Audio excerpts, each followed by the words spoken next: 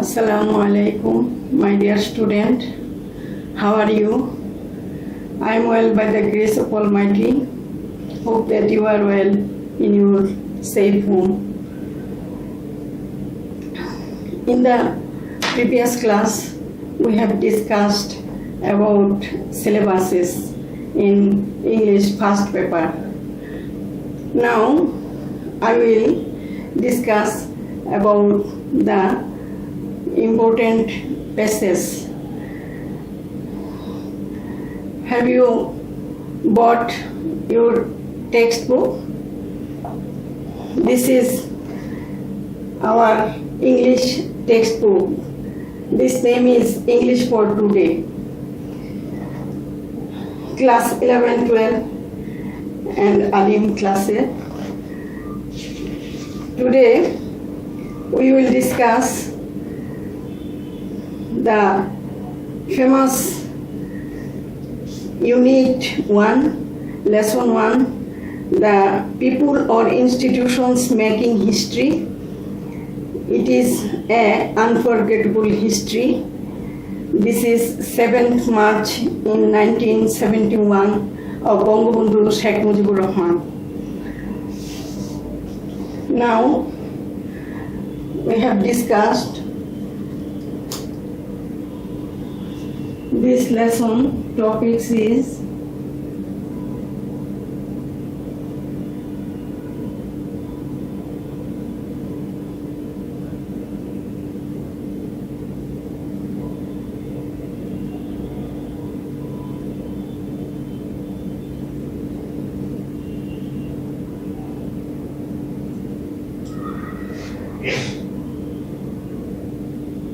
the unforgettable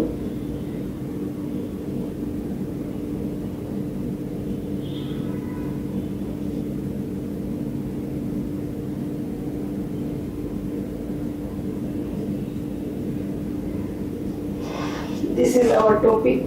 This topic is the unforgettable history. My dear learners, open your book, open your textbook and attentively join the lesson. I have read the most important lessons part.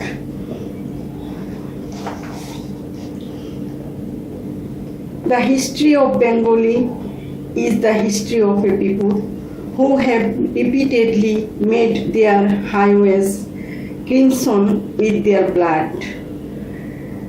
History of Bengal, Banglar Itihas is the history of a people, Banglar Janagoner Itihas, who have repeatedly made their highways crimson with their blood. যাদের ইতিহাস বাংলার রাজপথ রক্তে রঞ্জিত, সেই বাঙালির ইতিহাস, সেই জাতির ইতিহাস.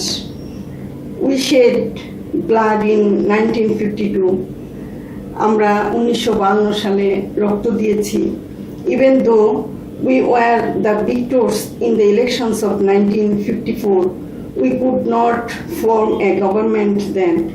আমরা 1954 সালের ইলেকশনে জয়লাভ করেছি, কিন্তু আমরা সরকার গঠন করতে পারিনি. In 1958, Ayub Khan declared martial law to enslave us for the next 10 years. 1958 সালে আইয়ুব খান মার্শাল ল জারি করেন এবং আমাদেরকে 10 বছরের জন্য কৃতদাসে পরিণত করার চক্রান্ত করেন. In 1966, when we launched the 6-point movement, our boys were shot dead on 7th June. 1966 সালে যখন 6 মুভমেন্ট 6 দফা আন্দোলন চালু করা হলো, তখন 7ই জুন আমার বালকেরা আমার ছেলেদের উপর গুলি চালাতে লাগলো. When after the movement of 1969, Ayub Khan fell from power. যখন 1969 সালে আন্দোলনে আইয়ুব খানের পতন হলো and Yahya Khan assumed the reins of the government, he declared that he would give us a constitution and restore democracy. 1969 সালে আইয়ুব খানের পতনের পর আইয়ুব খানের পতন হলো এবং ইয়াহিয়া খান শাসনভার গ্রহণ করলো। আর Yahya Khan the government he declared that Yahya Khan government সরকার ঘোষণা দিলেন যে he would give us a constitutions, তিনি আমাদেরকে শাসনতন্ত্র দিবেন অ্যান্ড রেস্টোর ডেমোক্রেসি, এবং গণতন্ত্র পুনঃপ্রতিষ্ঠা করবেন। সেই ঘোষণা তিনি দিলেন আইয়ুব খান।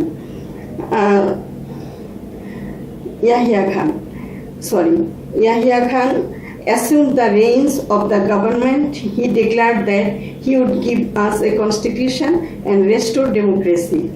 Yahya Khan যখন সরকারের দায়িত্ব নিলেন, উনি যখন শাসনভার গ্রহণ করলেন, তখন তিনি তিনি ঘোষণা দিলেন যে তিনি শাসনতন্ত্র দিবেন এবং গণতন্ত্রকে পুনঃপ্রতিষ্ঠিত করবেন। We listened to him then. ওনার কথা আমরা মেনে নিলাম, আমরা শুনলাম। A lot has happened since. এরই মধ্যে অনেক ইতিহাস ঘটে গেল, অনেক ঘটনা সূত্র হলো, জন্ম হলো। Since and elections have taken place. সেই সাথে নির্বাচনও হলো। আমরা লেসন ইউনিট 1 এবং লেসন 1 এর আমাদের যে আনফরগেটেবল হিস্ট্রি, এই আনফরগেটেবল হিস্ট্রি হলো বঙ্গবন্ধুর ভাষণের নাম। আর সেই আনফরগেটেবল হিস্ট্রিতে আমরা দেখতে পাচ্ছি যে আনফরগেটেবল শব্দের অর্থ অবিস্মরণীয়, যা কখনো ভোলা যায় না। হিস্ট্রি মানে ইতিহাস, এটা বাংলাটা আমরা কি লিখবো? অবিস্মরণীয়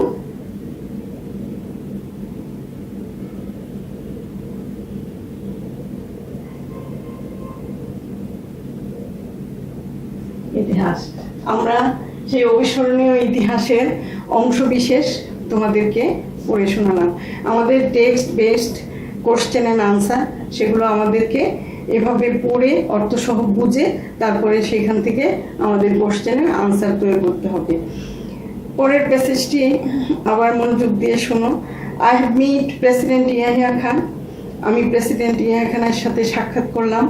I have made a request to him, not only on behalf of Bengal, শুধু বাংলার মানুষের লোক হিসাবে নয়, আমি প্রেসিডেন্ট ইয়াহিয়া খানকে রিকোয়েস্ট করলাম, but also as the leader of the party which has the majority in Pakistan. পাকিস্তানের সংখ্যাগরিষ্ঠ লোকের দল হিসাবে, আমি একজন নেতা হিসাবে, শুধু বাংলার নয় সমস্ত পাকিস্তানের সংখ্যাগরিষ্ঠ দলের নেতা হিসাবে আমি ইয়াহিয়া খানকে অনুরোধ করলাম। I said to him, আমি ওনাকে বললাম, you must hold the session of the National Assembly on 15 January. আমি ওনাকে বললাম যে জাতীয় সমাবেশ 15 জানুয়ারির মধ্যে আপনার শুরু করবেন। But he did not listen to me. কিন্তু উনি আমার কথা শুনলেন না। He listened to Mr. Bhutto instead. উনি ভুট্টো সাহেবের কথায় শুনলেন। At first he said that the meeting would take place in the first week of March. তো প্রথমে তিনি বললেন যে মার্চের প্রথম সপ্তাহে আমাদের সভা অনুষ্ঠিত হবে, আমাদের মিটিং অনুষ্ঠিত হবে। We say fine. আমরা বললাম ঠিক আছে। We will be taken our seats in the assembly then. তারপর আমরা আমাদের আসন সমাবেশে বসবো। I said we will carry out our discussions in the assembly. আমি বললাম যে আমরা আমাদের আলোচনা, আমাদের ডিসকাশন চালিয়ে নেব অ্যাসেম্বলির মধ্যে দিয়ে। I went so far as to say, আমি যে পর্যন্ত বললাম যে if anyone came up with an offer that was just, even though we were in the majority, we would agree to that offer. তো সেখানে আমি তাদেরকে আমাদের অ্যাসেম্বলি চালিয়ে যাব, আলোচনার মাধ্যমে আমাদের অ্যাসেম্বলিকে আমরা সামনে এগিয়ে নেব, যে পর্যন্ত না একটি মানুষও যদি ন্যায়ের পথে কথা রাখে আমরা তাকে সমর্থন করব। তো এই লেসনে আমরা দুইটা পার্ট আলোচনা করলাম, সেই আলোচনা থেকে আমরা কিছু ওয়ার্ড মিনিং জেনে নিচ্ছি। এখানে আমি বাংলা সহ তোমাদেরকে আলোচনাটা করে শোনালাম। তো প্যাসেজের নিয়ম হলো যে আমরা প্যাসেজগুলো অর্থসহ আমরা ভালো করে আয়ত্ত করব। যদি আমরা অর্থসহ বুঝতে পারি তাহলে সেই প্যাসেজে মর্মার্থ অনুধাবন করা, সামারাইজ করা, কোশ্চেন আনসার রেডি করা, মাল্টিপল চয়েস আনসার কারেক্ট করা, সেগুলো আমরা সঠিকভাবে লিখতে পারবো। তো এইখানে গুরুত্বপূর্ণ কতগুলো ওয়ার্ড দেওয়া আছে, আমি তোমাদেরকে সেই ওয়ার্ডগুলো আইডেন্টিফাই করে দেখিয়ে দিচ্ছি।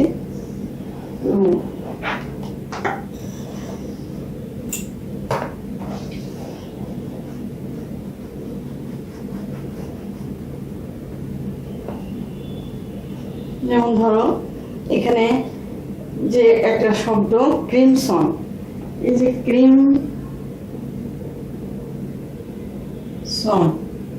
এই ক্রিমসন শব্দের ভোকাবুলারিতে আমরা দক্ষতা থাকতে হবে এবং প্যাসেজগুলো আমরা অত্যন্ত সুন্দরভাবে বাংলার সাথে মিলিয়ে ইংরেজি পড়তে হবে।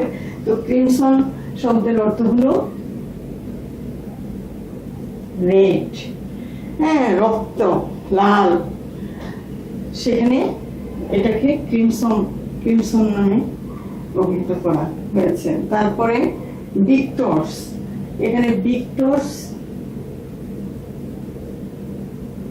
ভিক্টর শব্দের অর্থ হলো ভিক্টরস,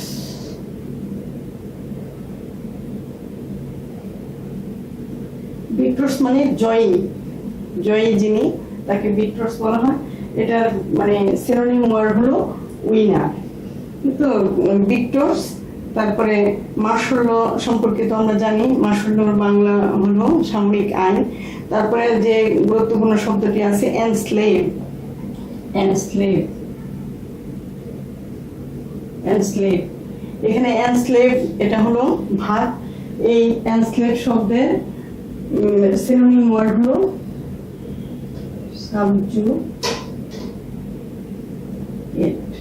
সাবজুগেট। হ্যাঁ, তাহলে আমরা পেলাম ক্রিমসন শব্দের অর্থ হলো রেড, ভিক্টরস, উইনার্স, এনস্লেভ, সাবজুগেট। তারপর fell from power,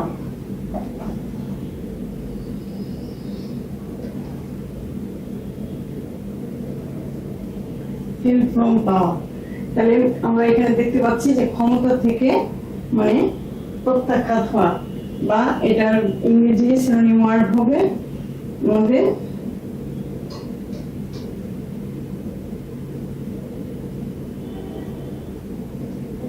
lost authority. এরপরে আমরা একটা গুরুত্বপূর্ণ শব্দ এখানে, সেটার নাম হলো মুভমেন্ট। এই মুভমেন্ট শব্দের অর্থ কি বলতে পারো তোমরা? মুভমেন্ট শব্দের অর্থ হলো আন্দোলন।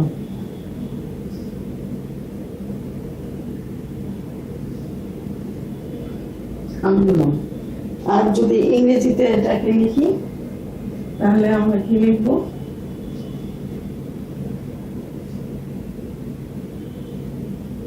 Revolt, revolt. তাহলে আমরা এই প্যাসেজ থেকে যে গুরুত্বপূর্ণ শব্দগুলো আমরা বাংলা অর্থ জেনেছি, সেই শব্দগুলো হলো crimson, victors, enslave, fell from power, movement. সেই সাথে আরো একটি শব্দ এখানে, সেটা হলো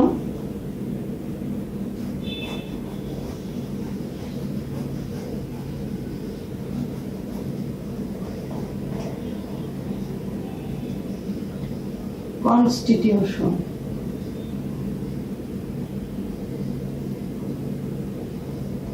কনস্টিটিউশন, এই কনস্টিটিউশন মানে হলো বাংলা হলো কি সংবিধান বা শাসনতন্ত্র।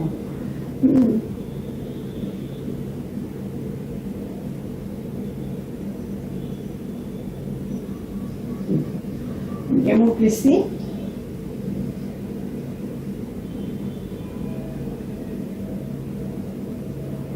গণতন্ত্র। হ্যাঁ, আচ্ছা। তো পরের প্যাসেজে আমরা এখানে গুরুত্বপূর্ণ শব্দ যেটা পাচ্ছি সেটা লিখে দিচ্ছি আমি। সেই গুরুত্বপূর্ণ শব্দের মধ্যে আছে এখানে ক্যারি আউট,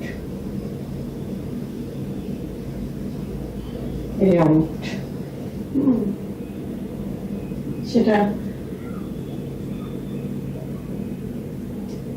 কন্টিনিউ, এটা বা চালিয়ে যাওয়া,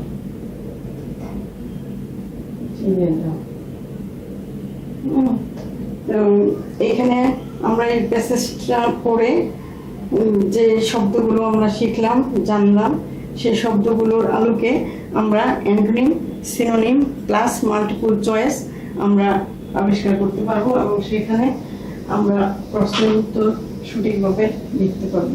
আচ্ছা, আমি যদি এখন তোমাদেরকে 5টা মাল্টিপল চয়েস বলি, তাহলে তোমরা কি সেটা আনসার দিতে পারবে?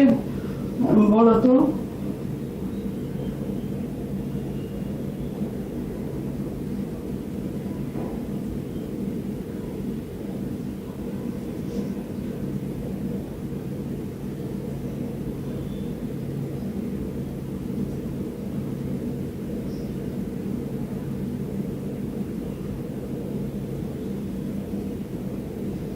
Enslave.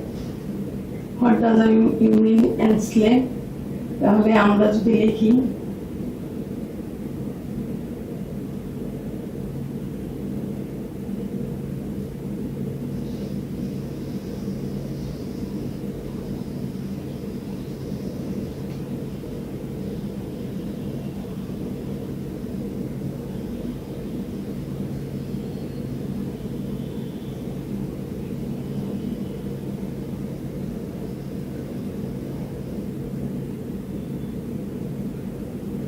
তাহলে আমরা কি শিখলাম? আমরা একটু আগে বেসিস থেকে শিখলাম যে এনস্লেভ শব্দের অর্থ হলো কি? দাসত্ব। হ্যাঁ, তাহলে এই এনস্লেভ শব্দটা এখানে সিনোনিম ওয়ার্ড হিসেবে আমরা এখানে অল্টারনেটিভ কটা, সাপোর্ট, অনার, সাবজুগেট, ফেভার, এই 4টা ওয়ার্ড এখানে দেওয়া আছে। এখন আমরা যদি মনে করি যে এনস্লেভ শব্দের কারেক্ট ওয়ার্ড বা রিলেটিভ ওয়ার্ডটা কি হবে, তাহলে আমরা এখান থেকে বের করে নেব this answer is subjugate. This is correct answer. হ্যাঁ,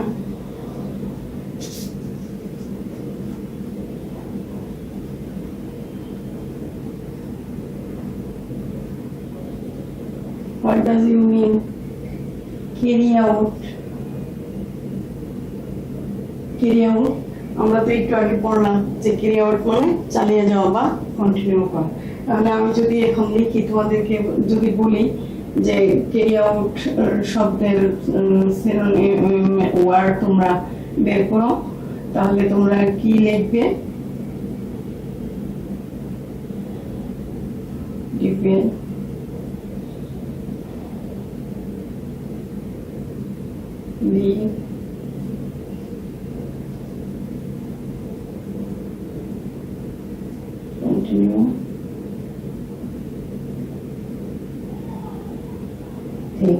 এখন আমরা এখানে 4টা অল্টারনেটিভ পাচ্ছি, সেটা হলো ডিফেট, লিভ, কন্টিনিউ, থিঙ্ক।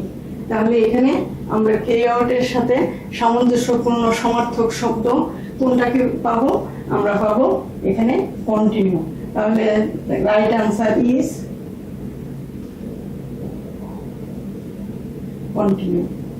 এভাবে আমাদের অল্টারনেটিভ কোশ্চেন বের করতে হবে এবং সেখান থেকে আমাদের সঠিক ওয়ার্ড বের করতে হবে। তাহলে আমরা যদি ভোকাবুলারি সম্পর্কে আমাদের ধারণা স্পষ্ট না থাকে, তাহলে তো আমরা সুন্দরভাবে অল্টারনেটিভগুলি কারেক্ট আনসার হিসেবে লিখতে পারবো না।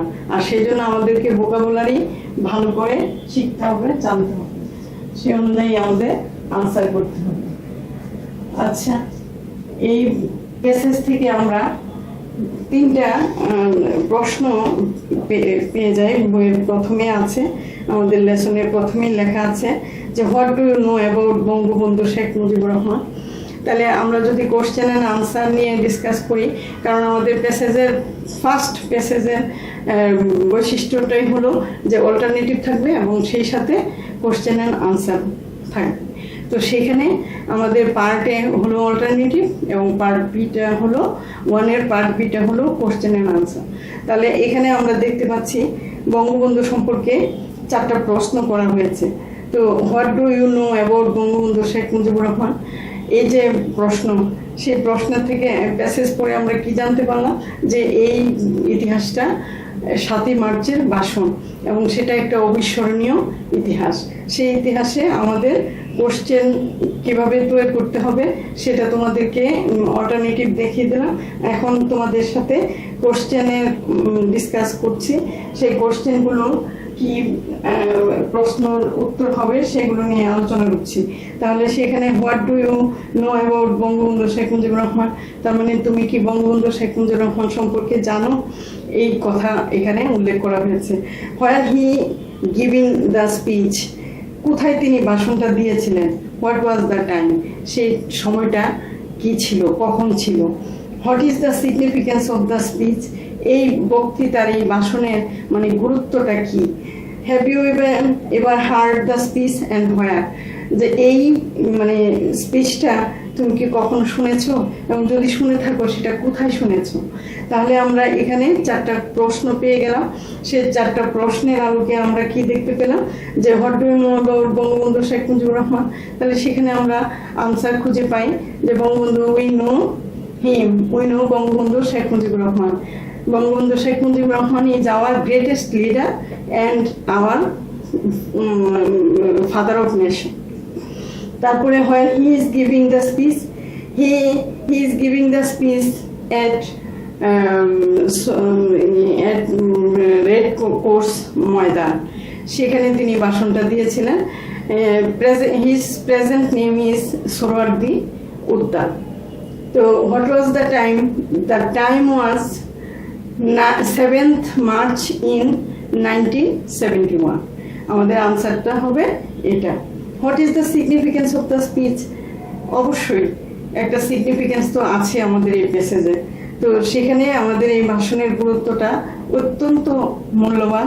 সেই গুরুত্বটা হলো the significance of the speech is unforgettable history. It is an unforgettable history and the Bengal people were inspired from his speech. To people of our country for the war of independence, he has inspired. Have you ever heard the speech? তুমি কি ভাষণটা শুনতে পেয়েছো? Yes, we have heard the speech on TV, on radio, and occasionally it is played different occasion and different festival in the national festival, national occasion. We have heard the speech. Where? কোথায় কোথায় শুনতে পাই আমরা সেই স্পিচটা? আমরা সেই speech টিভিতে শুনতে পাই, রেডিওতে শুনতে পাই, বিভিন্ন কমিউনিটিতে বিভিন্ন ওকেশনে যখন এই ভাষণটা দেওয়া হয় তখন আমরা সেটা শুনতে পাই। তাহলে আমরা এই লেসনটা পড়ে যে আলোচনা করলাম সেখানে আমাদের লেসন ইউনিট 1 এবং লেসন 1-এ এই প্যাসেজ ভিত্তিক পড়াশোনার সিস্টেমটা হলো এরকম যে প্যাসেজটাকে ভালো করে অনুধাবন করতে হবে, তারপরে সেই প্যাসেজের শব্দার্থগুলি পুঙ্খানুপুঙ্খ রূপে শিখতে হবে, সেই আলোকে আমাদের অল্টারনেটিভ জানতে হবে এবং অল্টারনেটিভের পর আমাদের কোশ্চেন অ্যান্ড আনসার আছে, সেই আনসার কীভাবে তৈরি করতে হবে এবং অত্যন্ত ছোট্টভাবে ল্যাঙ্গুয়েজ ইউজ করায় এবং সেখানে অল্প বাক্য দিয়ে আমাদের আনসারগুলো তৈরি করতে হবে। কারণ সেখানে আনসারে আমাদের দেখা যাচ্ছে যে থাকে আনসারে 2 নাম্বার থাকে একটা আনসারে, সেই জন্য আমাদেরকে অত্যন্ত সংক্ষেপে সঠিক ওয়ার্ড দিয়ে আমাদের আনসারগুলো রেডি করতে হবে। তো এখানে তোমাদেরকে আরেকটা জিনিস এই প্যাসেজের আলোকে বলি, সেখানে হলো যে আমাদের এই যে প্যাসেজের অংশটুকু পড়লাম সেখানে আমরা 1958, 1966, 1969 এবং 1970 এবং 1971 এই 4টা সনের কথা আমাদের এখানে লেখা আছে। তো এই 4টা সন যদি আমরা এভাবে মানে ভাগ করি,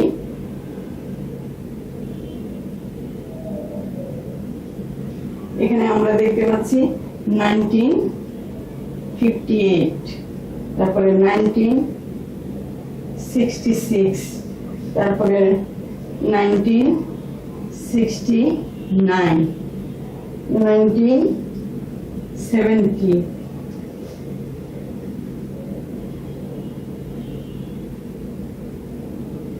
মার্চ 1971। তাহলে এখানে 1, 2, 3, 4, 5 এই 5টা সালের অবশ্যই গুরুত্ব বহন করে।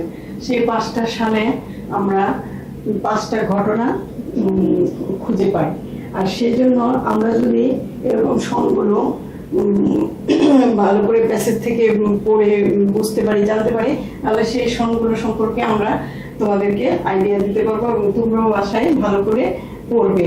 তো সেখানে এটা ফ্লো চার্ট হিসাবে অনেক সময় পরীক্ষায় আসতে পারে। তোমাদেরকে বিগত ক্লাসে ফ্লো চার্ট কিভাবে তৈরি করতে হয় তা তো শিখিয়ে দিয়েছি। তো ফ্লো চার্টের বৈশিষ্ট্য কি, যে সেখানে ফ্রেজওয়াল ওয়ার্ড দিয়ে একটা ঘরকে পূর্ণ করতে হবে। এবং যেমন ধরো 1958, এই 1958 এর ঘটনাটাকে উল্লেখ করতে হলে অত্যন্ত সংক্ষেপে আমি কি লিখবো,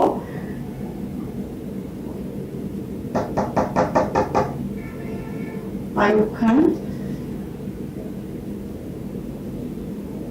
declared martial law।